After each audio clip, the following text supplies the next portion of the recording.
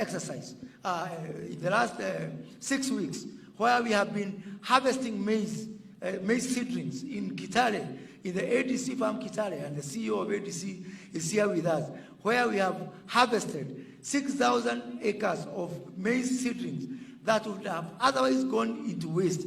And by the way, we are not doing this for free. The Kenya Seed Company has come here with a check of 13.5 million shillings to pay these young people for our spread. Just an example of one and many more things.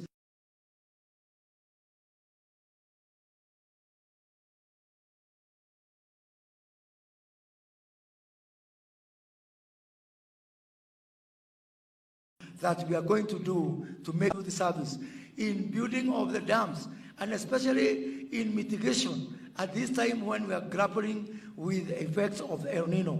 The National Youth Service and the State Department for Hassan, alongside our other discipline forces within the National Police Forces and the Kenyan Defense Force, are right in the forefront of ensuring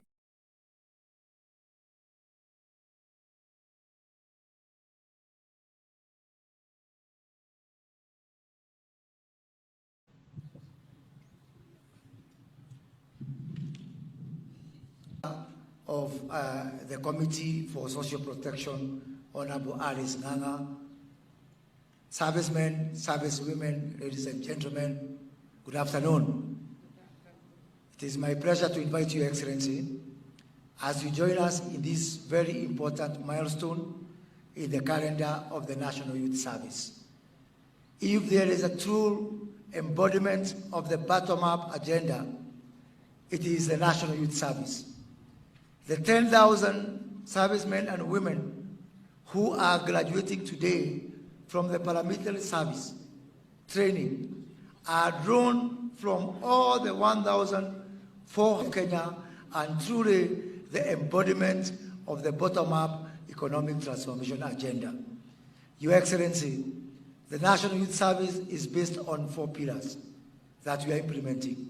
And what is in front of you today is pillar number 1 on the paramilitary training and regimentation.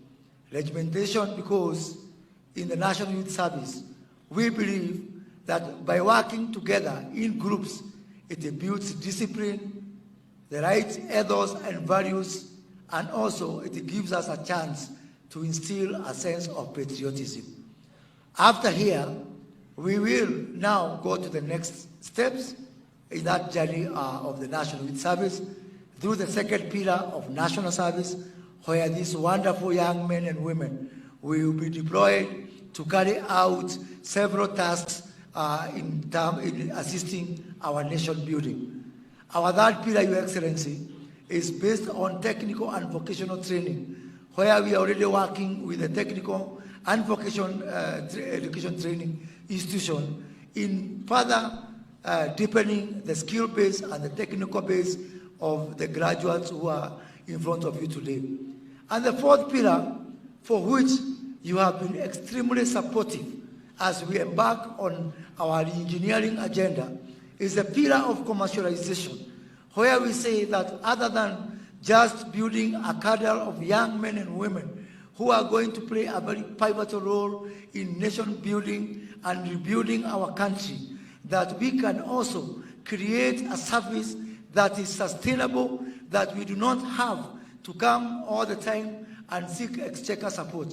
Your Excellency, from the support that you are giving us in kicking off our transformation agenda under the NYs re-engineering program, we want to promise you that in the passing out parade of the year 2025, we look forward to actually giving you a dividend check, having employed young people and having deployed them to useful commercial purposes, and ensuring that we have an NYS that is self-sustaining, that can be able to also expand and include more young people in that service.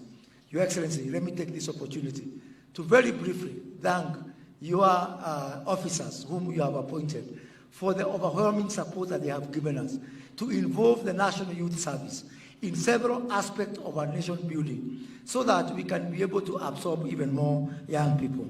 I just want to cite some state departments who have come forward and agreed to your clarion call to support the National Youth Service. The State Department for Water and Sanitation, who have committed to involve the National Youth Service in building small dams and actually expanding the existing ones, desilting the ones that are not usable anymore, so that the National Youth Service can be at the forefront in ensuring that the country is self-reliant in matters of water. State Department for Irrigation, with whom we are already working in some areas, building 25 kilometers of a canal in the Tana Delta, ensuring that we participate in the irrigation of up to 10,000 acres that we are going to put into active use to also help our country in matters of food security. State Department for Wildlife, the Principal Secretary for Wildlife, Sylvia Musia, is here, who are involving the National Youth Service in building water ponds within our national parks and ensuring that we actually reduce the deployment cycle as opposed to the traditional way that we have been doing this job.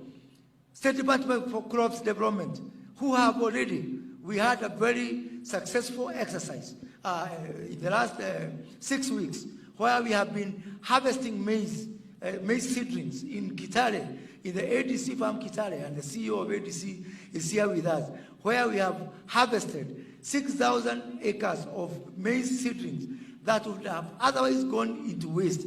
And by the way, we are not doing this for free. The Kenya Seed Company has come here with a check of 13.5 million shillings to pay these young people for our spread. Just an example of one and many more things.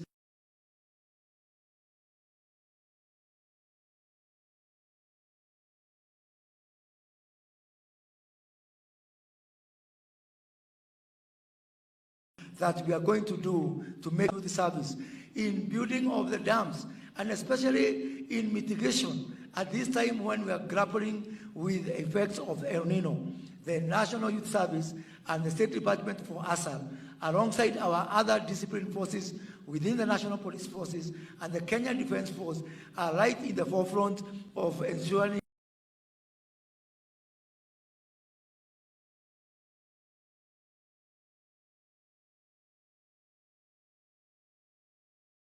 we have got mitigation.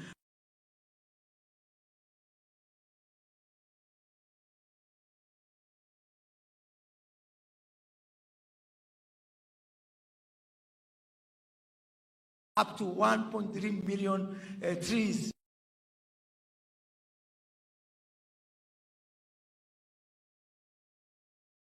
And our ambition is that before the end of this financial year, we are going to plant 200 million trees across the country as we try to also mitigate the effects of the climate change.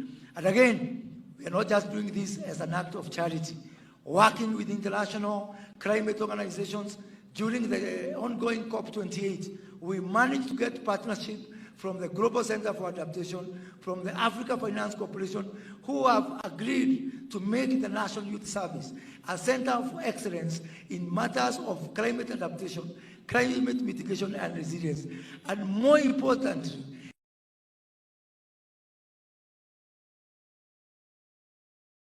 National Youth Service, a center for excellence in matters of climate adaptation, climate mitigation and resilience. And more importantly, in monetizing the trees that we plant and all the other interventions we make in offsetting carbon credits from those people who are polluting our environment.